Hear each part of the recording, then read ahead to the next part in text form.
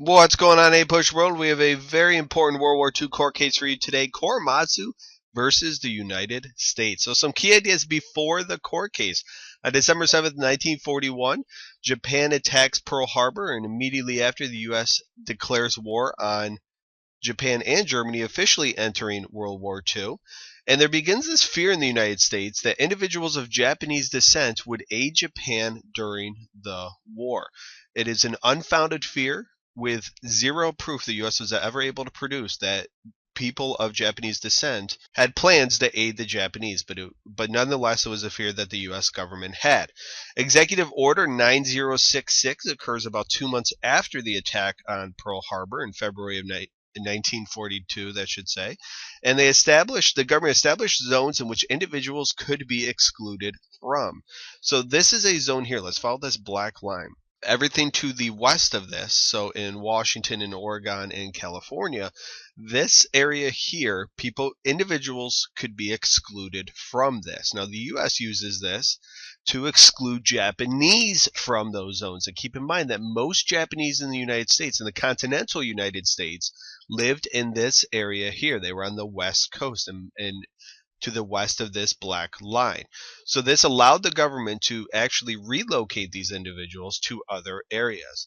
And many of these Japanese, it's important to note, were actually born in the United States. So they are Japanese Americans, but they were born in the United States and they were U.S. citizens. So we're not talking about immigrants that just came to this country. We're talking about people who have spent their entire lives living in the United States and they just happen to be of Japanese descent.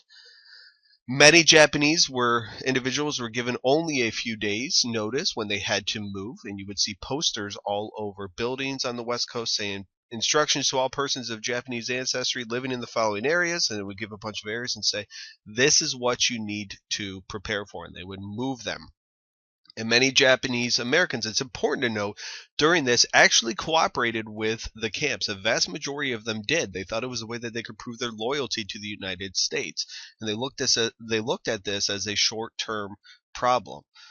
One gentleman who did not cooperate with this was Fred Korematsu. So let's talk about Fred Korematsu. There he is much later in his life. He was born in Oakland, California, to parents that immigrated from Japan. So again, he is a U.S. citizen born in America. He was ordered to report on May 9th, 1942, to soon be moved to an internment camp. He did not report. He did not show up, and he went into hiding in Oakland. He was later arrested a few weeks later on a street corner, and he was eventually sent to a camp in Utah. Now, if I were to show you this picture without any background whatsoever, you probably would think that's a jail. That's what it looks like to me. And these camps were in the middle of nowhere, and they were very, very crowded. And some individuals actually lived in buildings like this. And if you look at that, that's a horse stall. So these buildings, in many cases, were former horse stalls that were converted to living spaces for Americans, and imagine how uncomfortable that must have been. So his case, which was backed by the ACLU, or the American Civil Liberty Union, which is an organization that has been around for a very long time that helps protect civil liberties of Americans and non-Americans as well, they backed his case and it went all the way to the Supreme Court. And we will find out how the court ruled. In a 6-3 ruling, again, there's 9 Supreme Court justices, the Supreme Court declared the camps constitutional and sided with the government against Fred Korematsu. So 6 approved of this, 3 dissented, but it's a majority rules on the Supreme Court, so the Japanese Americans are out of luck. Interestingly enough, all 6 judges who favored were appointed by FDR. So let's talk about the effects of the case. Well, as hopefully if you've watched these other Supreme Court cases of mine, you'll notice that in times of war and crisis, personal liberties decrease. And this is yet another example. This is seen in the Alien and Sedition Acts from 1798 with a quasi-war with France.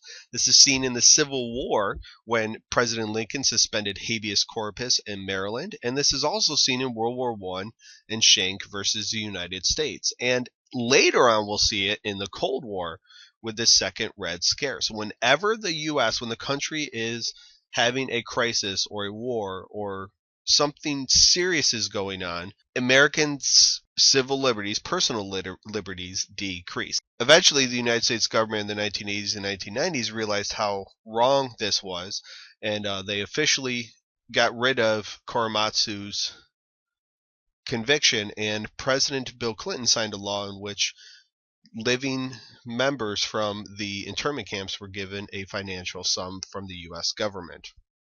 All right, some test tips for you.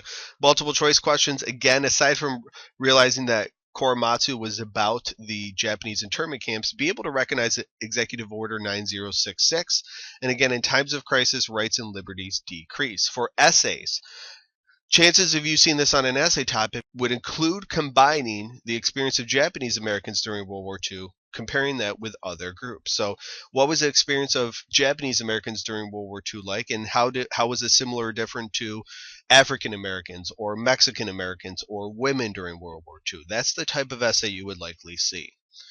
All right, thank you guys very much for watching. I hope I was able to clarify this very important court case for you. If you have not already, please take a moment and subscribe to my channel. Help spread the word with this. If you found this video helpful, please hit the like button below. If you have any questions or comments, feel free to leave them in the section below. Thank you very much for watching, and have a good day, guys.